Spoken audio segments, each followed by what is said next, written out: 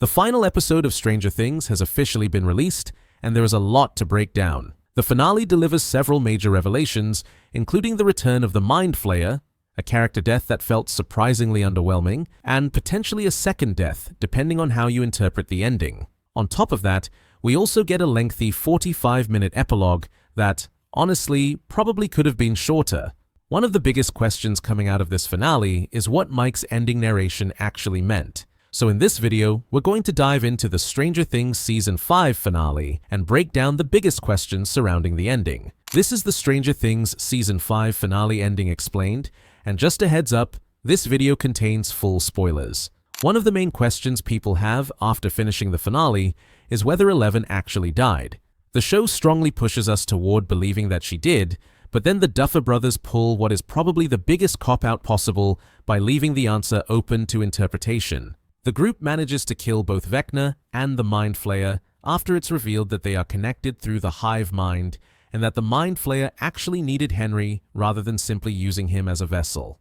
Because of this connection, taking one out meant destroying the other. After that revelation, the group escapes from the abyss and sets off the bomb using exotic matter in order to destroy the Upside Down. When everyone makes it back to the right side up, Eleven is still in the Upside Down, standing near the gateway. We can see that she hesitates and doesn't step through. Like Carly previously explained, Eleven understands that there will always be people like Dr. Brenner and Dr. Owens who will hurt her friends just to get access to her and create more people like her. Because of that realization, she chooses to stay behind while the Upside Down is destroyed, making it seem like she is gone for good. However, right at the very end of the episode, we jump forward 18 months. During a game of Dungeons & Dragons, Mike tells an alternate version of the story. In this version, the mage, representing Eleven, tricks everyone by using Kaylee's powers to make it appear as though she was destroyed along with the Upside Down. In reality, Carly used her abilities to fake her death, allowing Eleven to escape and find peace in a paradise somewhere far away. This version of events is presented to us directly by Mike as the storyteller. This moment also connects back to what Hopper once said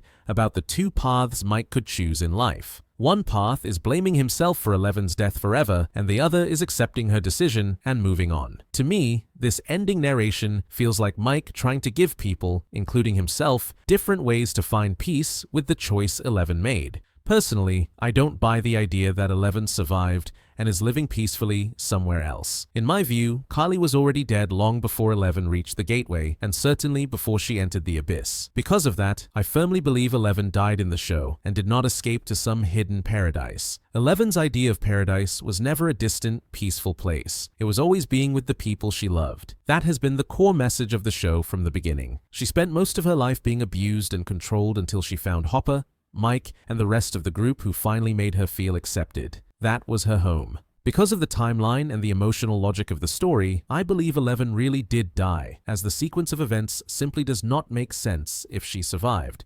When it comes to Vecna's death, the finale finally explains why he was unable to step foot inside the cave earlier in the season, which is because the Mind Flayer was actively restricting him from entering. Despite that, Vecna forces himself into a specific memory where he was first exposed to the Mind Flayer. For me, one of my biggest fears ended up coming true here, as Henry opening the case and revealing the darkness inside him felt more like an advertisement for the stage play The First Shadow rather than a meaningful expansion of his story, since we didn't actually learn much new information from this reveal. That said, Henry's expression finally gave us the menacing presence that had been missing since Season 4. While Will was connected to Henry through the hive mind and actively preventing him from attacking Eleven, Will tried to convince Henry that he was once just a vessel like him, but Henry responded by saying that the Mind Flayer needed him. I don't believe that was entirely true, as this moment highlighted a weakness in Henry's mind and showed that the Mind Flayer made him believe he was essential, especially since the scientist in the cave explicitly warned Henry to resist it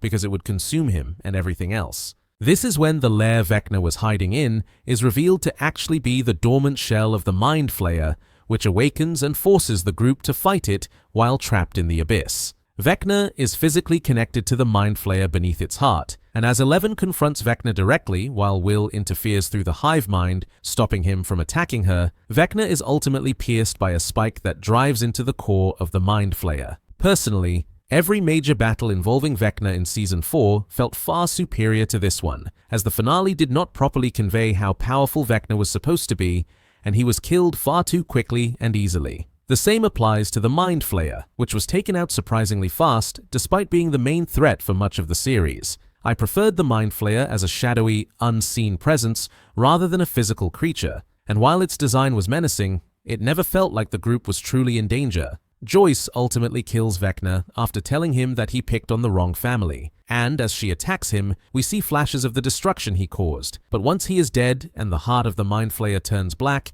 the terror finally ends. Though I'm not convinced Joyce needed this moment since she barely appeared in the finale, yet received one of the biggest moments in the entire show. During the epilogue, we see where everyone ends up, with Hopper and Joyce getting engaged and planning to move away, Will finding a place where he feels accepted, Mike becoming a writer, Dustin continuing to study while still seeking adventure, Lucas and Max settling down together, Steve becoming a baseball coach, Jonathan continuing to make films, Robin working at the radio station, and Nancy dropping out of Emerson to take a job at the Herald, with the group agreeing to meet once a month because their friendship is irreplaceable. We also see Holly and the younger kids now playing Dungeons & Dragons, symbolizing a new generation of adventurers, as Mike and the group put away their binders for the final time. As for my thoughts on the finale, I liked certain elements but disliked others, as it felt very choppy, with weak CGI at times that reduced the threat of Vecna and the Mind Flayer, especially considering the Mind Flayer was the entity that started everything. There was a large amount of runtime left after the villains were defeated,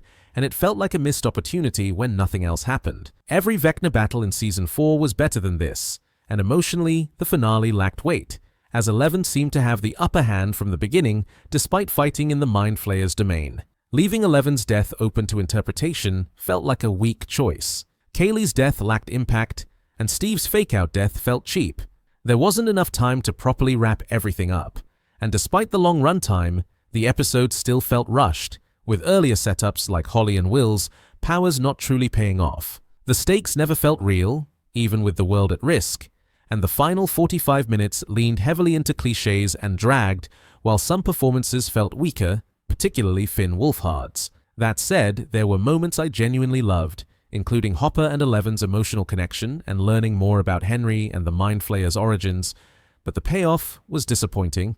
Overall, the show ended okay, with Season 4 remaining the strongest, and while the finale didn't ruin the series, it didn't have enough time to deliver the ending the story deserved, as the Abyss, the Mind Flayer's return, and the final battle needed far more space. Cutting the 45-minute epilogue could have helped, and while writing endings is difficult, Stranger Things ended in an acceptable way. So there you have it, the Stranger Things Season 5 finale ending explained. If you enjoyed this explanation, then please make sure to like the video and subscribe the channel for more videos like this, and let me know what you thought of the finale in the comments. Thanks for watching, and I'll see you in the next video.